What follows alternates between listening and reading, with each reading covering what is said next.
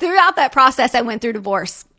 So my ex-husband had an affair and I was 8 months pregnant with our third child. Another one of those kind of freak out moments of, oh my gosh, what am I going to do?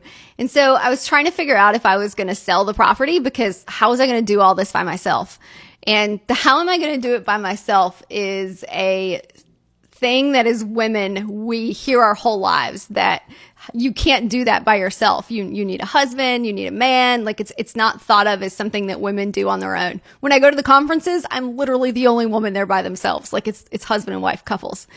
And so obviously in the multifamily space, we see lots more females when you go to things like Bigger Pockets or Ryan Pineda's. There's other women that are doing it alone, but in the RV space or the larger commercial real estate space, you don't really see that.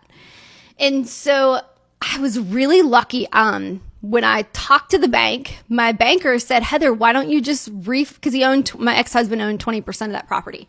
And the banker said, Heather, why don't you just refinance and use some of that money? You have a ton of equity. Use some of that money to buy him out and maybe buy some other properties. It's like, what? I could do that? That was like my light bulb moment of, oh my gosh, this is like what I need to do.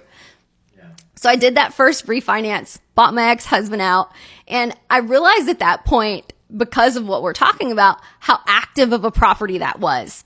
And so I'm like, okay, I need to start building the passive side of my portfolio. So I bought a duplex, and I met this super awesome 90-something-year-old lady who owned over 100 units. And she's like, now, honey, do you know that you can put mobile homes on Section 8? I'm like, what? You can? So she talked me into buying this really small 7-unit mobile home park that she owned in addition to the duplex.